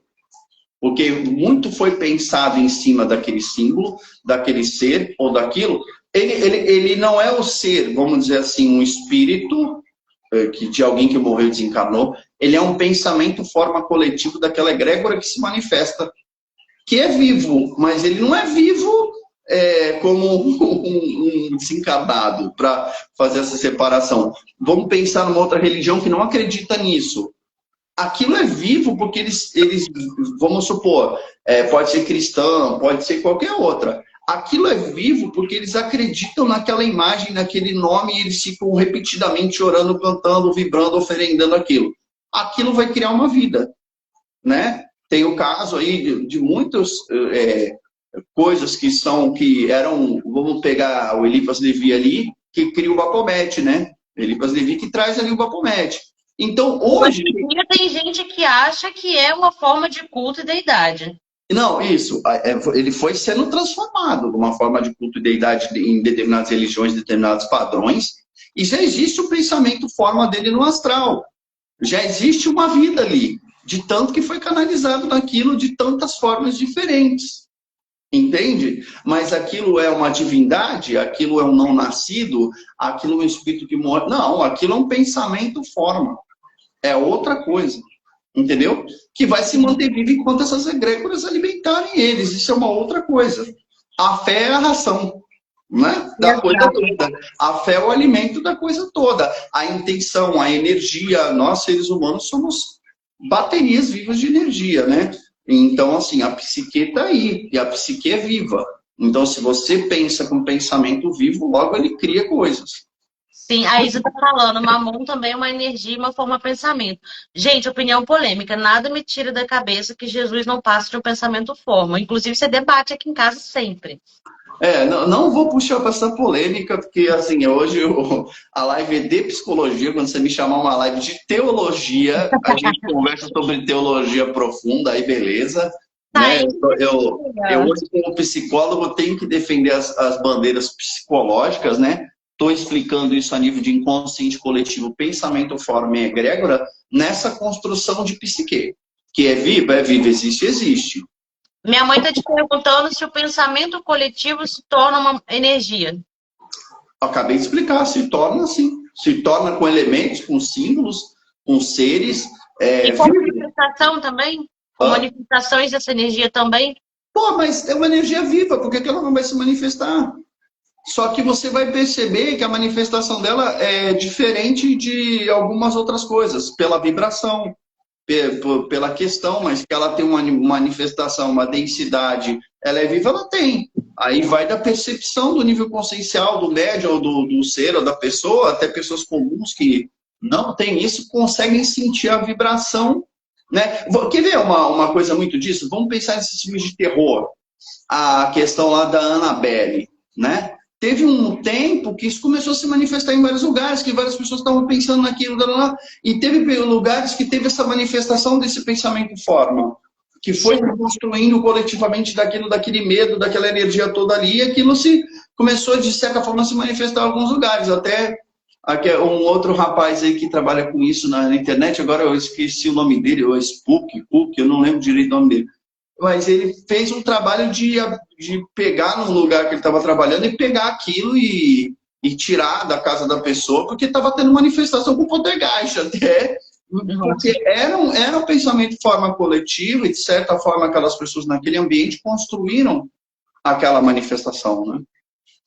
Até pode atrair outras coisas. Aproveitando um pouco a carona aí, de manifestações, a gente sabe que certas divindades não se manifestam a nível de incorporação. Quando uma Não. pessoa diz, por exemplo, assim, eu manifestei Hecate, isso seria o quê? Uma projeção, uma histeria, um delírio? Em que ponto isso entraria, psicologicamente falando? Vamos lá. Ela pode estar manifestando ou canalizando um aspecto de energia. Vamos supor, eu senti que a energia dela conectou com o meu corpo, estou manifestando essa energia, mas ela manifestar a própria divindade não cabe dentro do corpo dela, né? Uma manifestação arquetípica, aí tem que olhar, porque é uma divindade, como que você vai encarar isso? Como uma divindade, como um pensamento forma que se constelou dessa egrégora, o que verdadeiramente aquela pessoa está ali manifestando ou canalizando certas energias, né? Sim, sim. E é por isso que tem que estar no momento presente, ver essa manifestação. Para quem é médium, para quem é sensível de energia, vai sentir o que é. Porque a gente consegue diferenciar quando é uma coisa. Só que eu acredito que é impossível, por conta assim, a mesma coisa que a pessoa falou assim, eu manifestei o arquétipo na totalidade, não cabe dentro de você. Se o Jung mesmo, quando fez as pesquisas, voltou quase maluco de entrar em contato. Se os esquizofrênicos só conseguem manifestar através da arte aquilo ali, porque o ego dele já está estilhaçado, ele já está meio bota, ele está lá e cá, entendeu? Então uma pessoa, se ela fizer isso, ela no mínimo fica esquizofrênica, no mínimo, a nível psíquico, dentro da minha percepção. Entendeu? Uma coisa é o tamanho do que nós estamos falando. Vamos supor, o ego é pequenininho assim. Você vai colocar uma coisa muito grande dentro de um lugar tão pequeno? Não cabe, né? Entende? Não cabe, não tem suporte. É uma coisa assim inconcebível, mas se a pessoa talvez está num fluxo de manifestação egóica ali, um complexo humano e ela acha, e aí vamos falar em projeção, vamos falar em complexo humano, em invasão, e essa questão toda que está tirando a pessoa da própria realidade, né, que ela está nessa megalomania e nessa questão assim de manifestação, é muito complexo, porque não tem como, é inconcebível. Para mim, como psicólogo, acho inconcebível. Sim, então a gente vai para a última questão, que entra aqui na vidência autêntica e projeções do ego. O que são as informações simbólicas legítimas do conteúdo inconsciente que se manifesta no sonho e na arte, que é onde a gente começou, e o que é essa projeção que seria uma fantasia ali, por exemplo, de ser uma pessoa escolhida, de ser o representante ou porta-voz de algo maior? Como seria esse processo da vidência autêntica e da fantasia? Então, eu vou falar de novo. A gente vai perceber muito primeiro pela questão racional. Você percebe que algumas pessoas aí que estão no meio aí, elas conseguem falar de forma concisa. Elas falam, ó, eu recebi tal canalização, tal manifestação aqui, é isso, isso e isso. Você percebe quando a pessoa está muito deslumbrada, ela está vendo uma coisa muito, uma ômega do que é, ou está com uma expectativa muito alta daquilo, está vendo aquilo de uma forma muito grandiosa, você já percebe que é inflação. Você já percebe que é uma inflação de ego ali, um complexo humano inflado ali, com certeza. Com certeza. As pessoas que levam isso com mais naturalidade, com racionalidade, conseguem te passar coisas concisas, você percebe, TV, vamos supor, às vezes eu vejo aí umas pessoas que falam que canalizou, sei lá, São Miguel Arcanjo, ou alguma coisa, uma divindade que para eles é uma coisa muito grande e tal. Quando você vai ver o conteúdo do que está falando, não tem lógica, não tem, é uma coisa assim meio fantasiosa, que não tem eira, não tem beira, não te falou e não disse nada, sabe assim? Sim. Falou, se você chamar para um debate for te responder, não consegue. Você entende? Sempre uma coisa lúdica, sempre uma coisa fantasiosa, sempre uma coisa fora do planeta, sempre uma coisa que nunca te responde nada adequadamente. É uma coisa que é muito fantasiosa. Bate muito naquilo que o Jung vai falar, né? Quando essa visão, essa coisa é autêntica, ele vê no externo, ele sabe que faz correlação no externo, mas que faz um sentido para ele. Ele não traz para dentro do eu sou aquilo que eu estou vendo. Exato, aí sim, porque a identificação do complexo humano é exatamente isso. É você ter uma super identificação e você achar que é a própria deusa. Eu Sim. sou a própria Deus, eu sou o escolhido, eu sou o super bruxo, super médium, eu sou o Omega Thunder do universo, agora não tem para mim, entendeu? É uma coisa meio assim. A experiência que você está falando, o Jung vai falar experiência luminosa. Você consegue ter discernimento do que você está vendo. Você consegue ter... Na yoga fala isso muito bem. Quando você está com uma fase conflitiva de uma série de coisas acontecendo. Se você olha aquilo e você ainda tem discernimento, que se aquilo é bom ou mal, aquilo está destrambelhado ou não, você ainda está lúcido. Quando aquilo te invadir de uma forma que tu não perceber, que você vai sendo arrastado por aquilo, isso é invasão de complexo humano, é um inflado e perda total com esse conceito do que é luminoso. E, Cláudio, qual é o risco de uma pessoa que chega a esse ponto não conseguir voltar? Ah, Talvez não alcançar de novo ali uma sanidade, um equilíbrio? pode, pode. Muitas pessoas que... Tanto é que a gente tem o exemplo de magos aí, que fizeram grimórios, tinham todo um trabalho que depois, no fim da vida, enlouqueceram. Tem muitos filósofos, tem muitas pessoas que entraram em contato com conteúdos muito profundos e se perderam nessa mistura e não conseguiram voltar para esse pé com a realidade, para a sanidade, para a... É que eu até como psicólogo, como pessoa, eu sempre me pergunto, né, como é que a pessoa pode perder a sanidade ou a racionalidade diante de algo assim. Eu não sou uma divindade, eu sou o Cláudio. Entende? Quando você começa a achar que você é uma divindade, você percebe o nível de tudo bem que Crowley fala ali, todo homem, toda mulher é uma estrela, né, que é uma divindade, mas ele está falando no sentido de imortalidade do seu próprio desenvolvimento, do seu autopoder, do seu autocontrole, né? Tanto é que é o amor sob controle, né? O amor sob domínio. Entendeu? Então, tem outras teorias também que falam sobre isso, né? E dentro da psicologia, aí é que eu falei, isso é invasão de complexo humano. A pessoa, ela pode ter uma super identificação com aquilo, e realmente eu vi muitas pessoas também que outros conteúdos religiosos aí, que eles tomam chás, eles tomam coisas assim, e eles entram em contato com essas forças, eles voltam e ficam tudo meio perturbadinho. Por quê? Porque eles começam a ver o mundo de lá e achar o mundo de lá e achar que absorveu uma coisa muito grande de lá, que não entra no concreto da vida dele, da vida concreta dele. Então, aquilo, o que está te somando? Está te colocando aonde você progrediu, você está mais lúcido, você está mais racional, você está mais para controle, você está conseguindo realizar mais coisas, ou você está com uma fantasia de coisas que você entrou em contato, sabe assim? É um mundo encantado, você ficou encantado no mundo encantado e não desencantou. Cláudio, o que que leva uma pessoa a fazer esse nível de identificação e projeção com algo tão superior e a pessoa passar a se achar não parte daquele todo, mas aquele todo ou a representação dele? Ótima pergunta. Isso é o quê? Que a gente está falando da busca do yourself. É quando você faz uma projeção de self fora de você. Porque o Jung fala, se você quiser se individuar, o caminho é para dentro, não é para fora.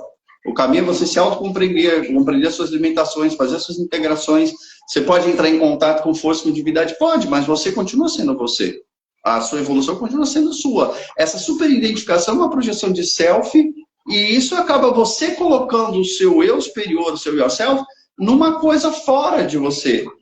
E aí você fica super identificado, como se fosse uma simbiose que você faz ali, e você fica com dificuldade de se conectar, né? E fala, não, peraí, eu sou só um ser humaninho aqui, estou aqui para me desenvolver e tal, né? A gente já conversou isso no particular, eu queria trazer para o público isso é interessante. Ainda dentro dessas projeções que as pessoas fazem de se acharem parte desse todo.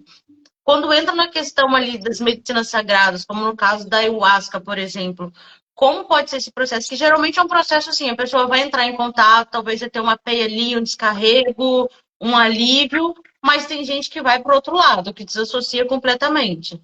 Tá, isso aí é muito complexo, porque assim, se a pessoa tiver uma predisposição esquizofrênica, tiver alguma outra predisposição, aquilo não vai ser muito legal para ela, não. Como com LSD, como com maconha, como com qualquer outro psicoativo que a pessoa usar para despertar essas coisas. Por isso que no xamanismo tem a questão do ritual dos seres para trazer uma proteção, uma integração para que o neófito não se dissocie. Sim. Né? Quem leu o Castanheda, quem já leu os livros do Castanheda, vai ver que no final ele pula e vai embora. Ele pula e sai desse mundo. Os yogis querem moksha, libertação desse mundo. Então depende do que você está trabalhando ali. Até tive experiência de tomar ayahuasca, de ver aquilo ali. Então, assim, tem muitos processos ali que podem despertar se a pessoa tem uma predisposição. Mas também tem muitas pessoas que eu falei, ela vai para o mundo encantado e fica encantada com aquilo, mas aquilo não soma para o concreto dela. Tanto é que Mestre Irineu, ele fala, os trabalhos serão feitos de uma noite inteira com uma colher. Uma colher do negócio. Mas tem um pessoal que quer tomar 3 copos, 4 copos, sei lá quantos copos o cara toma. Então, você está entendendo? Talvez o processo mediúnico e psíquico ativado por bioquímica é um processo completamente diferente do natural. É um estimulante para, entendeu? O teu processo entrar, só que ele fica condicionado a entrar com um processo químico. Sim, por isso que quimiognose não é indicada para todo mundo. Não é indicado para todo mundo, porque quimiognose você vai entrar em contato de forma mais aberta, de forma mais direta, com forças que podem te desintegrar, entendeu? Que podem, você entrar em contato com determinadas forças que são extremamente maiores que você, ou forças arquetípicas, ou forças divinas aí, que é o que eu falei, o ego não comporta aquilo tudo. Então, se você faz isso pegando camadas, pegando contatos, mas trazendo para a tua realidade de forma concreta, que seja útil para você, então ok. Mas a partir do momento que não é saudável, isso é pesado, isso pode te destruir, te deteriorar, então tira o pé do freio que não é o caminho. Tanto é que a questão da ayahuasca é isso, é esse estímulo mediúnico químico. Só que o que vai acontecer? Você vai entrar em contato com forças pelo aquele tipo? Vai, mas que forças são essas? Que segurança tem ali? Que padrinhos são aqueles? Que pessoas são aquelas? O que você depois tem pessoas que eu já vi relatos que fizeram e falaram, porra, mano, vi que não era muito o que eu tava esperando. Eu fui até aqui e parou. Outras ficam encantadas com aquilo e não larga nunca mais. Tem pessoas que querem tomar 10 copos de chá, que acham que, sei lá, eles vão mas o próprio fundador falou que é para tomar uma colherinha para fazer o trabalho da noite inteira. Tá entendendo? Então, inclusive, tem gente que usa para fazer esse processo aí do desdobramento, de desbravar, tá ali naquele ritual circular e tudo mais, mas depois, na volta, quando acaba o ritual, usa outras coisinhas para aterrar. Então, para aterrar, porque não é o desenvolvimento. Vamos pensar. O desenvolvimento consciencial do médium, ele alcança as capacidades mediúnicas a partir do momento que a consciência dele consegue expandir e compreender e controlar esses processos, certo? Né? O que vai acontecer? Não vai ser a quantidade de químico que vai fazer você desenvolver. Então, vamos supor, em outras características de outras religiões aí, tem pessoas que não usam químicos e desenvolvem tanto quanto. Sim. Vamos pensar lá, tem um monte de gente na internet aí, o Wagner Borges, outro que fala que faz desdobramento, ele não toma nada. Ele desenvolveu o espírito dele, a alma dele, o nível consciencial dele desenvolveu aquilo que ele se propõe. Ele não tomou nada. Não vai ser o químico que vai te fazer ir muito além. Vai ser o treino, vai ser a meditação, vai ser ali o yoga, vai ser ali aquele treino da sua alma, da sua consciência, do seu espírito, para você conseguir atingir segundo as teorias do que é lido, né? A nível psicológico também. Se você não tiver um psicológico legal, se você não conseguir discernir o que é real, o que não é real, porque assim, eu atendo pessoas que têm essa religião, têm essa perspectiva. Eu atendo pessoas que não têm essa religião, não têm essa perspectiva. E é engraçado que às vezes você atende pessoas que são de uma outra religião, que nem aceita isso, nem pensa isso, mas ela tem esses processos, ela sonha, ela desdobra. O que ela vai relatando, a gente vai percebendo. Só que para ela, aquilo, ela não dá aquele nome. Para ela é um sonho. Para ela, entende? Muda o nome, mas mantém as características. Entendeu? Mas assim, para aquela pessoa que é daquele outro nicho, daquele outro tipo de pensamento, ela, para ela não dá aquele nome. Ela não dá. Gente, essa live aqui é um sofrimento, porque toda hora aparece um corno, ou com som alto, ou com moto barulhenta. Ó, a Isa está perguntando aqui se você acha que há alucinações em vez de insights verdadeiros. Tá. Vamos pensar na base. O que é alucinação, né?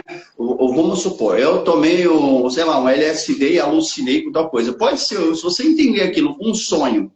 Eu tive um sonho, cara, esse sonho dessa noite foi muito louco. Aí eu começo a analisar e interpretar o sonho da pessoa, olhando aquilo como se fosse uma peça de teatro que o inconsciente dela trouxe para o ego dela, e tudo aquilo que existe no sonho dela são personagens, são coisas a serem interpretadas, integradas dentro do ego e do processo dela, certo? Algumas tribos, algumas coisas usam essas forças. Aí eu estou alucinando aqui, mirando na força, sei lá, do Atuma, do São Pedro, do que for, do LSD, sei lá. E você entrou em contato com aqueles conteúdos. Você pode, e geralmente quando a pessoa internamente, ela sabe quando são conteúdos próprios dela, ou quando é uma coisa externa que está vindo ali, um pensamento forma, um elemental da natureza, uma divindade, alguma coisa, né? Então, sim. Ou, vamos supor, o esquizofrênico, a pessoa, ela alucina, aquilo não existe. Vamos supor, se você já viu pessoas em surto, ela vê coisa, ela está no estado paranoico, que você percebe que ela está vendo aquilo saiu do controle, ela já está vendo coisas e geralmente assim, pessoas que entram no estado paranoico e se sentem perseguida, você não percebe que aquilo é uma alucinação? É diferente. Porque ela é uma alucinação, ela está persecutória, ela está se sentindo perseguida, ela está se sentindo oprimida por aquilo. Então, aquilo não é algo que está ali, é algo que ela está criando na mente dela. Até pessoas com químico, cocaína, tem essa questão persecutória, né, de se sentir perseguido e alucina. Você percebe a alucinação? Esse tipo de alucinação. Então, vão ter muitos tipos de alucinação. Né? E quando você vê o estado psíquico da pessoa, quando ela está lidando com aquilo, que você percebe. Se algo. Tô vendo um negócio ali, mas ela está lúcida, ela está conversando com você. Não, tô vendo um negócio ali, mas ela está lúcida, ela não está delirando. Exato. Ela está vendo algo além do campo. É uma coisa, mas você tem que perceber o discurso, o pensamento, a estrutura que ela está te trazendo. E é diferente de uma pessoa que está alucinando, que ela está delirando, que ela está num outro processo psíquico, que não é um processo de entrar em direção, é outra parada. Inclusive, tem pessoas que alucinam isso de tal forma, como no caso de mania de perseguição, que elas chegam a projetar que o tarô está confirmando aquilo para ela. E isso é uma outra coisa ainda, por isso que eu falo que os tarólogos e tal, tem que ter muito cuidado quando está jogando e perceber. Às vezes você dá um feedback para a pessoa, olha, não é isso que você está vendo, não é isso que você está pensando, e a pessoa quer acreditar naquilo. Então você vê que ela já está num processo psíquico que não está saudável, está meio patológico. E assim, você que é o tarólogo, você percebe que tem algo que não está legal, você tem que indicar para o psicólogo, psiquiatra, porque o seu papel como tarólogo, ali pelo menos do que eu compreendo, é você dar esse feedback. Ela foi lá buscar uma resposta, ela foi lá buscar um direcionamento, ela foi lá buscar um direcionamento divino, ou de algo da energia, da sincronicidade para onde ela deve ir para ser melhor. Tipo, tem 3 caminhos, esse aqui parece ser a tendência melhor. Mas no final você decide, o tarot tá falando, você que vai decidir é você. Entende? Sim. Então, a gente tem que ter essa compostura de observar e falar, olha, isso aqui está passando um pouco do saudável, isso aqui é um nível de obsessão, é um nível de perturbação. Você vê até pelo comportamento da pessoa, como ela não sabe lidar com aquilo, como ela se desequilibra, como ela está fora. Tipo, por isso que eu falo, o trabalho de um terapeuta, você vai ter que atender e trabalhar com aquilo com a pessoa. E assim, o terapeuta ajuda? Ajuda. E quando a gente chega num ponto e fala, mano, tem que ter uma intervenção psiquiátrica, porque já foi... Nós que somos oraculistas também, pegar esse time de uma questão que não vai ser solucionada ali, né, no tarô. E até a gente psicólogo, quando pega uns casos graves, quando a gente pega uns casos graves, ó, tinha uma moça que eu atendia, que ela tinha uma companheira que ela tinha assuntos psicóticos, né? E aí ela queria conversar com a pessoa no surto psicótico. A mulher pegou uma faca e quase deu uma facada nela, porque ela estava em surto. Como é que você vai conversar com uma pessoa que está em surto? Não há como conversar com uma pessoa que está em surto. Tem que haver uma intervenção física e medicamentosa para deter a pessoa, porque você não vai segurar. Então, assim, entende? Hoje o tarô é muito online. Eu queria ver se pegasse um psicótico ali, uma pessoa dessa na frente, como é que você ia lidar, se você ia dar conselho. Porque se a pessoa surtar, como você falou, algo, porque quando a pessoa tem um problema mesmo, e a pessoa, você fala que ela não quer escutar, ela surta. Ela surta e veio. Quantos atendimentos eu tive que a pessoa surtou? Teve uma vez que a mulher começou a socar como é que chama? O braço da poltrona, quase quebrou o braço da poltrona em surto. Ela deu assim uns 15 socos naquele braço da poltrona e eu tive que ficar parada ali. Fui tentando conter, eu falei, se ela partir para cima, eu vou chamar ajuda, vou deter ela e vou medicar, vou chamar psiquiatra, ambulância, o NAPS para conter, porque o que vai ser feito além dali? Pacientes em surto, você contém. Você não tem diálogo, não tem ego ali para você dialogar mais. Não tem nem o complexo afetivo invadiu e aquele ego rebaixou e você está falando com qualquer coisa que está ali. Entende? Sim, sim. Cláudia, a Luana fez um comentário aqui sobre hipnose, que ela fez uma sessão de hipnose e não deu resultado. Eu já passei por uma sessão de hipnose, minha mãe tá aí na live, ela vai lembrar disso. Ele também tentou hipnotizar e papai ficou muito puto que não deu certo, que é mais ou menos o caso dela. Fale um pouquinho sobre hipnose, principalmente sobre o caso do próprio Freud. Então, o caso do Freud de hipnose eles faziam hipnose. Eles perceberam no começo que eles davam determinadas induções quando estava sob hipnose, a pessoa aceitava, por um tempo aquilo funcionava, depois tudo voltava de novo. O inconsciente invadia, a pessoa voltava a fazer tudo de novo. Por quê? O que faltou ali na hipnose? E eles foram percebendo da terapia integração. Integração de opostos, função transcendente. O psicólogo é um facilitador. Ele é um trabalho de função transcendente, de integrar opostos. Então não adianta eu ir lá dentro do teu subconsciente, que a hipnose é até o subconsciente. Você dá um comando, você vai, por um tempo, fazer aquilo. Foi o que Freud percebeu. Depois daquilo não vai funcionar mais. Essa é a questão. E aí já uso de hipnose para entrar em contato com outras vidas, com outras coisas. O que eu percebi desses trabalhos? Fui percebendo desses trabalhos que essas pessoas sempre relatavam assim, todo mundo é rei, todo mundo é rainha, todo mundo isso, todo mundo tem uma história mirabolante ali, e depois a pessoa continua naquilo, eu queria aquilo, eu comando ela que volta e acabou. Você traz uma história fantasiosa para encher linguiça com a pessoa que não vai integrar nada aquela pessoa e vai voltar se repetindo continuamente aquilo, porque não houve uma função transcendente, uma integração dentro do trabalho. Entendeu? É o que eu falei, o trabalho do psicólogo é de conta gota, a gente trabalha, é trabalho de semanal, 2 vezes por semana, uma semana. É ali, você vai pontuando, vai ali a pessoa vai integrando, vai trabalhando, você vai trabalhando uma série de questões. Então, assim, não é tão simples quanto parece. Por isso que eu falo, para ser psicólogo, tem que fazer a sua própria terapia. E você tem que fazer supervisão do seu trabalho por um tempo, muito tempo, 1, 2, 3 anos, para você pegar o ritmo do que é. Não é tão simples. Olha que eu tive uma faculdade onde eu fiz 2 anos de estágio. Eu tive 2 anos de estágio prático antes de entrar na clínica e tive dificuldade. Já tinha minha terapia 3 anos consecutivos e fui fazer supervisão 2, 3 anos depois, contínuo. E é isso aí. Entendeu? Eu acho que até o que diferencia um pouco o nosso trabalho enquanto oraculistas de vocês psicólogos. Porque o oráculo talvez ele vai trazer uma resposta, uma interpretação para a gente já dar pronta, né? Já dar assim, ó, isso, por isso, por isso. No caso de vocês, no processo terapêutico, vocês vão fazer que o paciente enxergue e alcance aquela resposta no tempo dele. Não seria isso? Entendeu? Vamos supor, o tarô vai chegar ali e vai te falar, você está com um problema emocional assim, assim, assim, você precisa tratar. Mas é a sua proposta tratar aquilo? Porque aí você vai ter que parar um trabalho e entrar em outro trabalho. Sim. É outro trabalho. Entende? Para você fazer os dois, você tem que fazer uma faculdade de 6 anos de psicologia, você ser psicólogo, atender bastante gente, fazer sua autoanálise. Para ser psicanalista antigamente era 5 anos de autoanálise com outro psicanalista até ele achar que você está apto. Hoje não, você faz um curso e sai psicanalista, aí sai falando um monte de coisa que não sabe o que está falando. Entendeu?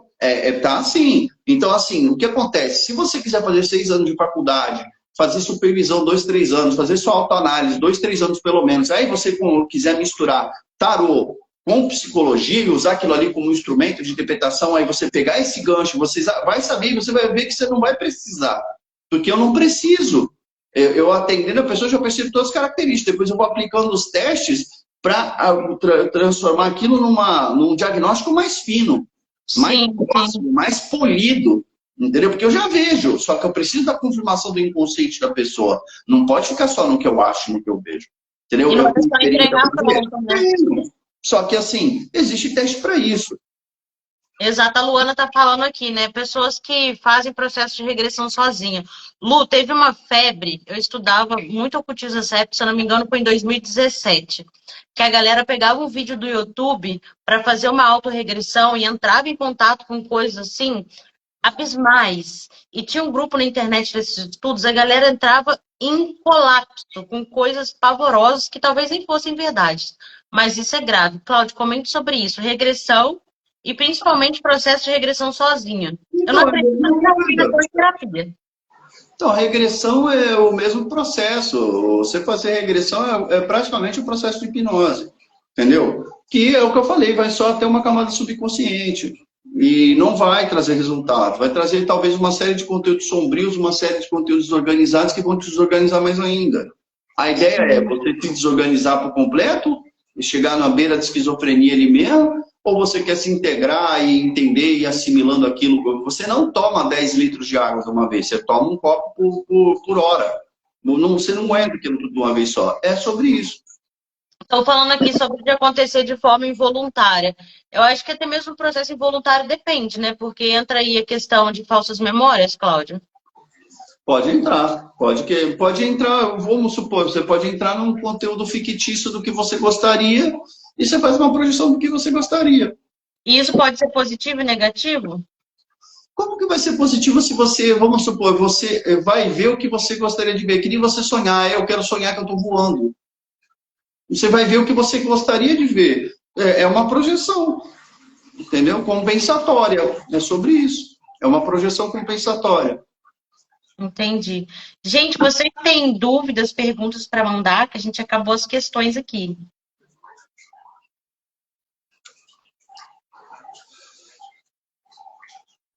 Ela tá falando que uma moça aqui, ó, acessou de forma involuntária, viu que havia sido suicídio em outra vida e acarretou uma série de distúrbios e essa moça acabou se desvivendo. Esqueci que não pode falar palavrinhas, senão a live cai.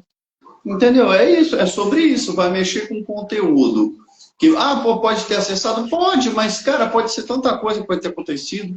Entendeu? Eu não estava lá, não sei, não posso falar. Mas pelo que está falando, pelo que está relatando, a gente percebe que entrou, que é o que a gente estava falando agora há pouco, entrar em contato com o software, entrar em contato com o conteúdo. Que você não está preparado, não tem ninguém para te proteger, não tem ninguém para te dar o feedback, não tem ninguém para estruturar. Você acha que vai fazer tudo sozinho. Só que assim, fica meio difícil quando você está se afogando, você sair sozinho. Você precisa de uma boia, cara, e ninguém vem te puxando, porque nós não fazemos tudo, nós não somos supra-humanos, nós somos humanos, falhos, né? Somos pessoas ainda. Não somos semideuses ainda, né? Cláudio, dentro de tudo que a gente falou acerca das manifestações da arte, do aspecto da sombra, do que pode ser um delírio ou não, o que que você finaliza e orienta aí para os neófitos, para os novos buscadores? Olha, o que eu posso orientar cara, saiba com o que você está lidando, preste atenção com o que você vai lidar. Eu acho que depois da live de hoje, pegando esses conteúdos, dá para entender com o que você vai entrar, dá para você, através do seu psiquismo natural, entrar em contato com isso e saber procurar depois como que eu elaboro, como que eu resolvo isso. Vai até um certo ponto também, né? E prestar muita atenção nas pessoas que vocês estão procurando. Terapeuta, psicoterapeuta, psicoterapeuta, terapeuta ocupacional, vamos supor, taróloga, taróloga, magista é magista, e cada um tem a sua função e seu fim específico, sua objetividade, sua especialização de saber lidar com aquilo que está manipulando. Então, cada um tem que saber que tem espaço para todo mundo, tem oportunidade para todo mundo, mas vale muito mais fazer um trabalho muito bem feito daquilo que você sabe do que você está fazendo, do que você fazer um trabalho meia boca, misturando coisas que você não sabe 100% do que você está fazendo. É sobre isso. Então, vamos finalizar. Gratidão, galera, que ficou até o final. Amanhã tem mais. Queria agradecer todo mundo. aí pela participação, pelas perguntas. Estou muito contente, né? E agradecer a Luciana também que está me chamando. E é isso, tá bom? Um beijo no coração de vocês aí, tudo de bom. Beijo, gente.